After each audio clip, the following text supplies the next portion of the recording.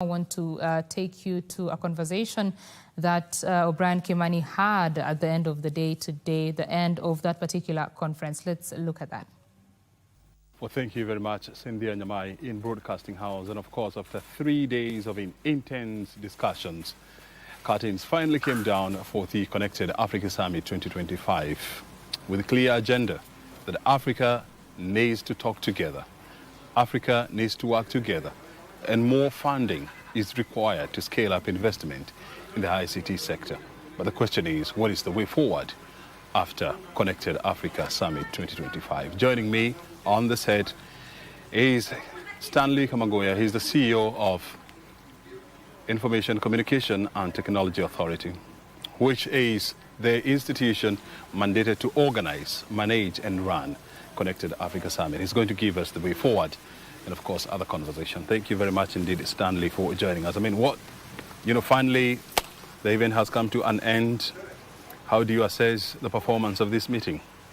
Thank you very much, O'Brien, and hello to all our viewers from across the country. First of all, this week has been very exciting. This is the biggest summit we have pulled off so far. We had over 1,400 delegates attending the conference this year in Diani. We had representation from about 25 countries from across the region and beyond. And, you know, we had many sessions where deliberations, ideas, and innovation were showcased, just, you know, for people to share knowledge, but also to shape the digital agenda for the continent. This is the second continental summit that we are doing after our inaugural Africa Connected Summit last year. And therefore, it was very important for us to come together as a continent and assess where we are with what we called Nairobi Declaration that were pronounced by the ministers of Africa last year. We had about 14 ministers who came together and agreed on a number of issues that needs to be pushed forward to drive the digital transformation agenda in line with the African Union Digital Transformation Agenda 2020-2030.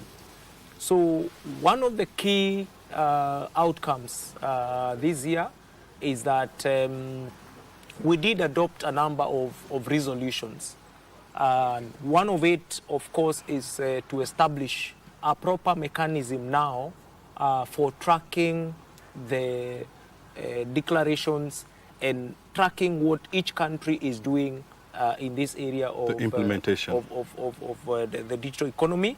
So we have then resolved, the ministers have then resolved, you know, to have a way of tracking the implementation of these particular declarations, and actually established, and we are proud that the ICT authority has been, you know, appointed as a secretariat to coordinate the rest of the region, the rest of the countries in the region in tracking of this implementation.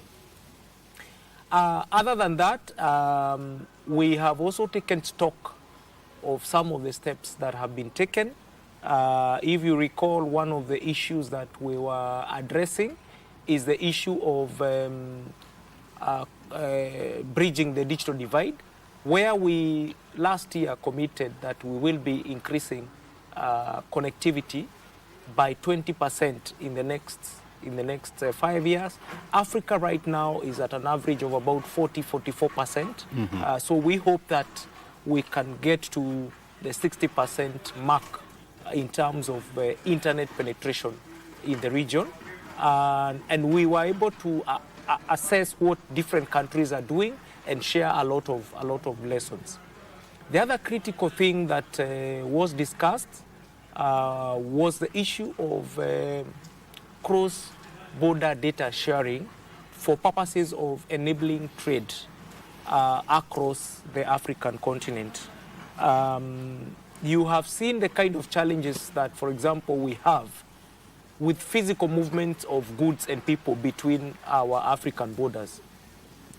And it is clear that some of those challenges can easily be overcome if we establish digital trading platforms.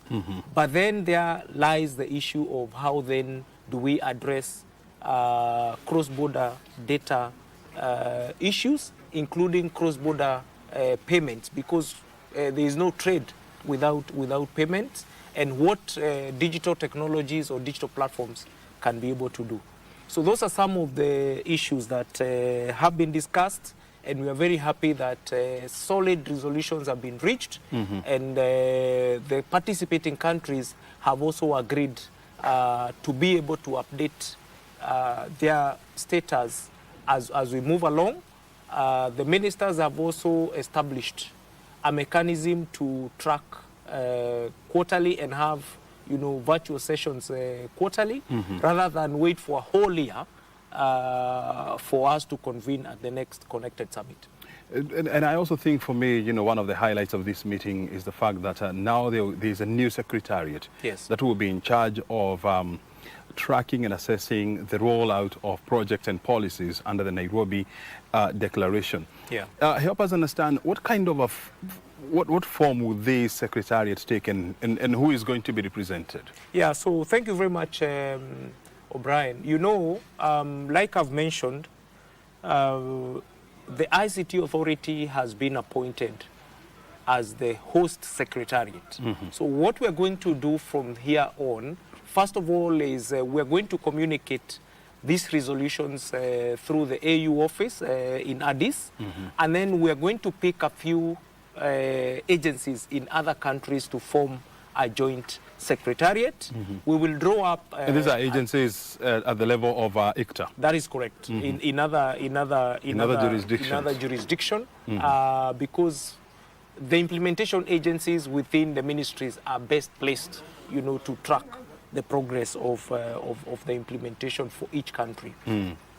But what is even more important is that the platform that we will create from this is a platform where nations can be able to put in their digital priorities and the challenges that they are facing. And then when this information gets to the secretariat, it will now help to match solutions. So for example, like for the case of Kenya, we have a very good solution on e-citizen. There could be other nations who are already struggling to digitize their services. So we can be able to match them with the e-citizen team, and they help that country. And in other areas, you will find maybe there's a country that advanced in digital literacy, integrating technology with education, and we can be able to also learn and adopt what they have done. We think that this will help leapfrog the digital transformation for each of the countries, but also for the region as a whole.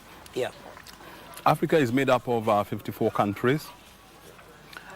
Is a secretariat, will the membership of the secretariat be drawn from the 54 countries, or it will be from selected few? So it will be from the select few countries, and specifically those countries who have participated in the conference, because they have a deep understanding of the issues. They have participated in the resolutions, and also this particular summit, they have participated in the drawing up of the implementation plan. So those will be the initial first countries to set up the secretariat, and then as we move to the other years, as we expand into other countries, we should be able to expand that. When do you expect the secretariat to start operations? So we have to begin operations before December this year, so that we can prepare for the next summit. So the first step for us as a country is to communicate and pledge or seek the support of the African Union ICT division for them to help us, coordinate the communication of these resolutions to the rest of the countries through the relevant diplomatic channels. So who will be in charge of funding the Secretariat and the day-to-day running of the Secretariat? Yeah, so that's a very interesting, perspective. And from the sessions, what we have then agreed is that the same partners and sponsors who have been supporting Connected Summit are going to also help us supplement what the ICT authority is doing by way of supporting the Secretariat to run on a day-to-day. Again, we will keep it lean in this era of digital technologies. We do not require a very big team to coordinate those efforts. But I think this is a true testament of the theme that was for this summit, where we're actually starting to actualize our aspirations, our vision to actual steps. And that's why we're saying we're now moving from vision to reality in this digital agenda. 14 years of this conference, I mean, it comes with tremendous amount of, experience in handling and hosting this kind of meetings. Yeah. But I have had, discussions within some of the forums that it is high time now, Connected Africa Summit, goes to another country or is held on a rotational basis. What is your feeling as the host of this meeting? Yeah, so again, we are an agile authority. We are an authority that loves and takes feedback. Our view on this matter is that Kenya will continue to host the Connected Africa Summit at least for the incubation years until we gather enough momentum and we formalize the governance structures of the summit before we start rotating the summit to other countries. It may take 2 years, it may take 5 years, we don't know. But for now, we will continue to host the summit here in Kenya. If it becomes, if this summit is held on a rotational basis, what will replace that vacuum here in Kenya that will be left by Connected Africa? Yeah, so that's an interesting perspective because for now we continue to hold the summit here. And I can guarantee you that by the time we're starting to discuss rotating, we must have at least gotten buy-in of at least half of the continent, which is somewhere between 25 to 28 countries. For now, we have buy-in of about 18 countries. So we still have a bit of journey. However, whether we move, whether we start rotating the summit or not, it is our considered view that we need to do smaller regional summits as a build-up to Connected Summit, because we also appreciate that there are certain people who are not able to come to the main summit, and those are some of the conversations that we are now starting to have, so that we still cover the Kenyan market even as we look at the continental stage. But having said that, for us really, our main objective of running this summit is to create a platform for our businesses and our innovators to access business opportunities, to access investments. And that's why we are bringing together all the African countries here. And we had a lot of, international organizations, a number of venture capitalists coming to see the innovations that are out here. And the whole idea is to really create a business environment, for the sector. Over the last 3 days, you'll be surprised because out of the 1,400 delegates, we had over 400, we have managed to arrange over 400 one-on-one meetings where different partners are meeting different clients and vice versa. We have also managed to do a lot of side events where different organizations are able to come and pick selected delegates of their interest and put them aside in a room and have a closed door, conversation. And those are some of the values that we've been giving to the people who are sponsoring, so that they can bring, they can come showcase their products, but they can actually cherry pick who is it in the summit they want to speak to specifically. And when you have 25 countries represented, in a summit, and you pick a delegate from each of those countries, you can imagine, as a tech company, how much saving it gives you, because then all of a sudden, the work that you've done in several months hopping through countries, and the cost of it has been shrunk into one session of 2 hours in one place. And this is the value that we provide to our businesses. Yeah. I've also heard some delegates saying that it is high time Connected Africa Summit is driven by the private sector. If that was to be true, what would be the role of ICTA?